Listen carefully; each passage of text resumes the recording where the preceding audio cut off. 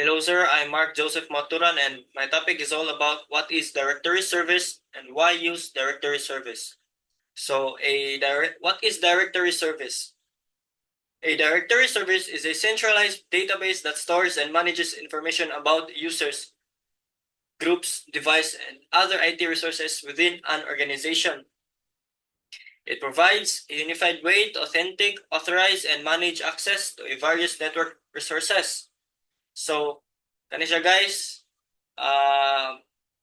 mutabang ni ninyo og store about all the users, groups, devices, kana sila.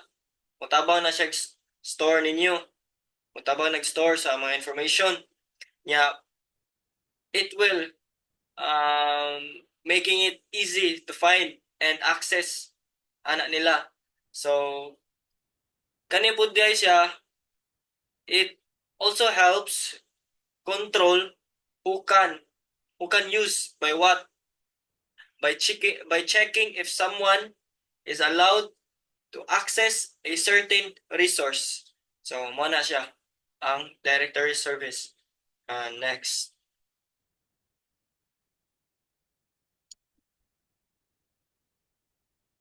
So, these are the key components of a directory service.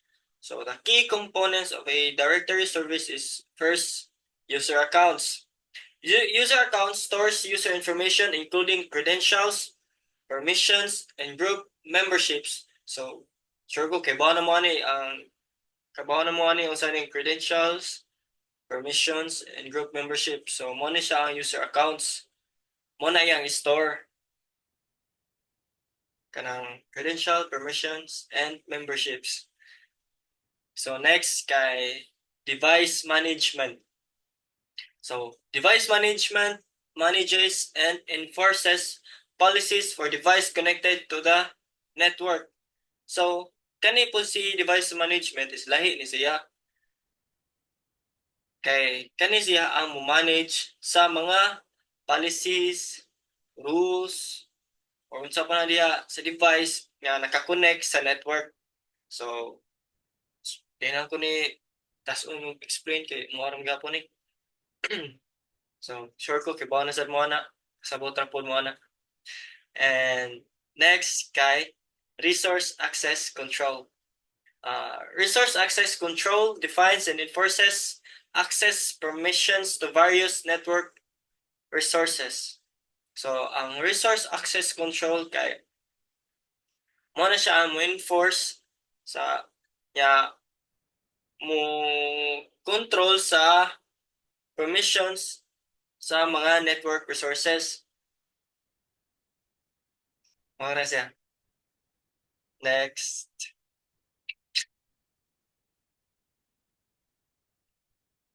Benefits of using a directory service.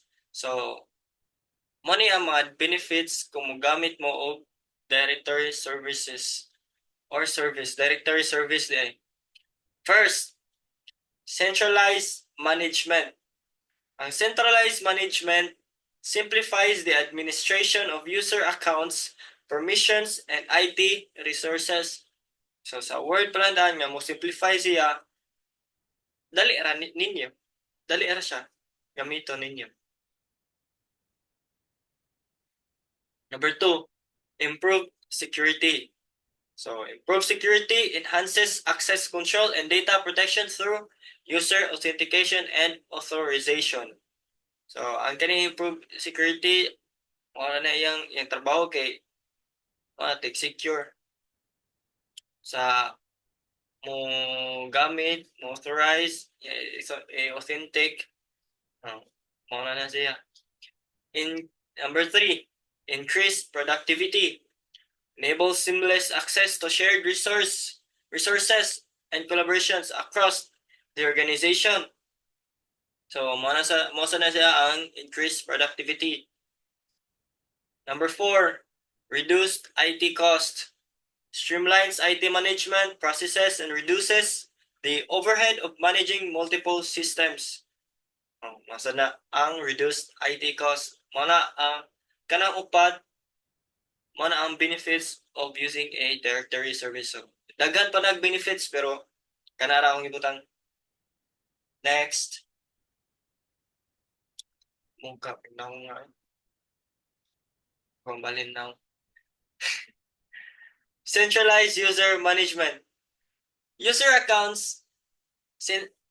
User accounts. A directory service allows you to create, manage, and monitor user accounts from a single location. So, mo ni directory service kay mo allow nimo create, manage, and monitor sa mga user accounts single location. So, sara nga location. Sunod kay ang group membership.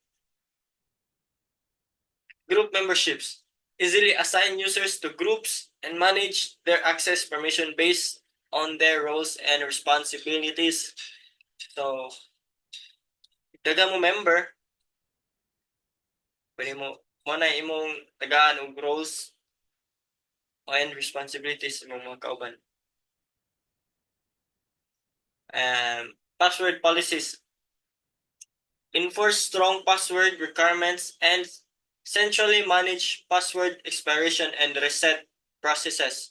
So, ang password policies, mo ni siya, mo enforce strong password requirements and manage password expiration and reset process. So, mo na siya ang password policies. User provisioning. Automate the process of creating and disabling user accounts, ensuring consistency and reducing manual effort. So, mo na siya ang user provisioning. Next. Kalain po itong na. Improve security and access control. 1. Authentication. Directory services enable secure user authentication, ensuring only authorized personnel can access the network. So, muna siya ang security and access control ang first authentication. Mo ensure siya only authorized personnel ang maka-access sa network. Next, number 2, authorization. Granular access controls allow you to define and enforce permissions for users, groups, and resources. Number 3, audit logging. Comprehensive logging and reporting capabilities help you monitor and investigate security incidents. So, panalitan ay mga insidente nga na breach inyong kuan network. So, makita na niya sa audit logging. Next Banin po itong ng enhance productivity and collaboration. First, shared calendars. Easily manage and coordinate schedules, events, and meetings across the organization. Mo ni siya ang usa sa kuan sa directory service. Shared calendars.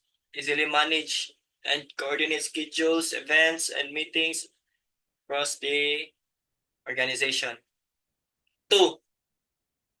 Sunod file sharing. Provide secure access to shared documents and resources, enabling seamless collaboration. Wow. Ano siya? File sharing. Sunod, email integration. Integrate directory services with email systems to simplify address books, management, and messaging. Kaya na po, email integration. Sunod, application access. Application access centralize the management of user access to business applications and cloud services. Wow. Next.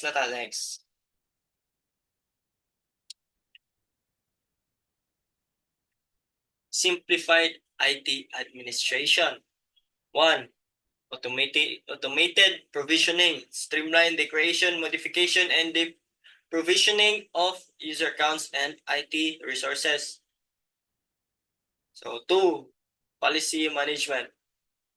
Centrally define and enforce organizational policies for devices, applications, and network access. 3. Reporting and auditing. Generate detailed reports and audits logs to ensure compliance and monitor IT activities.